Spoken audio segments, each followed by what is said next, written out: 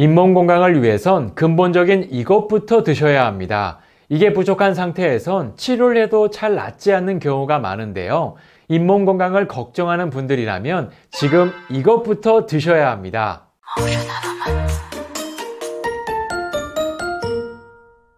여러분 안녕하세요. 건강뉴스입니다. 오늘은 노년의 뼈와 잇몸 건강을 지킬 수 있는 중요한 정보를 준비했는데요.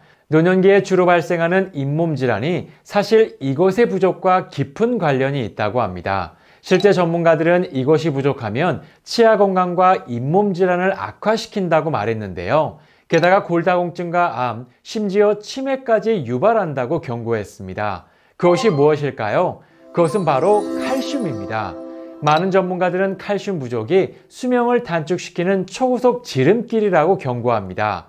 그러면 칼슘 섭취가 왜 이토록 중요한 걸까요? 우리 몸은 칼슘이 부족하면 칼슘이 필요한 다른 조직에 보충해주기 위해 뼈에 있던 칼슘을 빼서 사용하게 됩니다. 이 과정이 지속될 경우 뼈를 약하게 만들고 혈관을 파괴하면서 심뇌혈관 질환을 유발하게 되는데요. 게다가 동맥경화증을 유발하고 활성산소 과잉으로 만성염증까지 발생시키게 됩니다.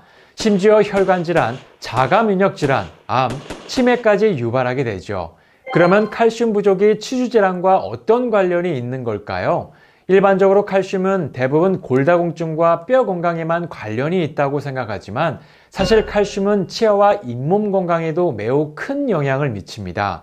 실제로 체내 칼슘의 99% 이상이 뼈와 치아에 존재하면서 지탱하고 보호하는 역할을 하지만 칼슘이 부족해지면 치아를 지탱하는 뼈가 약해지면서 치주질환을 유발하게 됩니다. 즉 치주질환의 근본적인 원인이 바로 칼슘 부족으로 나타난다는 겁니다. 그런데 더욱 큰 문제는 이렇게 중요한 칼슘이 한국인에게 가장 부족한 영양소 1위라는 겁니다. 실제로 국민건강통계에 따르면 한국인 10명 중 7명이 칼슘 부족 상태이며 놀랍게도 3세의 어린아이들을 빼고는 전 연령대가 칼슘이 부족한 상태라고 밝혔습니다. 그래서 노년의 뼈와 치아 건강을 위해선 칼슘 섭취는 선택이 아닌 필수로 드셔야 한다는 겁니다. 그러면 칼슘 섭취를 위해 어떤 음식을 섭취하면 좋을까요?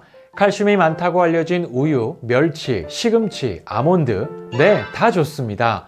그런데 결론부터 말씀드리면 식품으로 칼슘의 하루 권장 섭취량을 채운다는 건 매우 어렵다는 겁니다. 예를 들어 칼슘이 많다고 알려진 시금치는 체내에 고작 5%밖에 흡수되지 않습니다. 멸치 또한 체내에서 25%밖에 흡수되지 않고요. 우유 역시 32%밖에 흡수되지 않습니다. 그러니까 식품으로 아무리 많이 섭취해도 하루 권장 섭취량을 채우기가 매우 어렵다는 것이죠. 바로 이러한 식품의 낮은 흡수율의 취약점을 알고 추가로 건강기능식품을 선택해 드시는 분들도 많습니다. 그러면 건강기능식품을 선택할 땐 어떤 점을 확인하면 좋을까요? 꼭 확인해야 할 몇 가지가 있는데요. 첫 번째는 칼슘과 마그네슘의 비율을 확인하는 겁니다. 칼슘 섭취를 했을 때 가장 걱정되는 부작용이 바로 결석이죠. 그래서 부작용을 억제하기 위해선 최적의 비율인 2대1 비율인지 확인하는 게 좋습니다. 또한 칼슘의 흡수와 체내 이용의 이상적인 비율 역시 2대1 비율인데요. 그래서 칼슘이 2, 마그네슘이 1, 이렇게 2대1 비율인지 확인해야 합니다. 두 번째는 칼슘과 마그네슘의 함량을 확인하는 건데요. 칼슘은 뼈와 치아 형성에 도움을 주는 반면 마그네슘은 치조골 건강에 도움을 줄 수 있기 때문에 이 두 가지가 적절히 배합된 제품을 선택하셔야 합니다. 특히 1회 섭취로 칼슘은 210mg, 마그네슘은 105mg의 함량이 들어있는지 꼭 확인하는 게 좋습니다.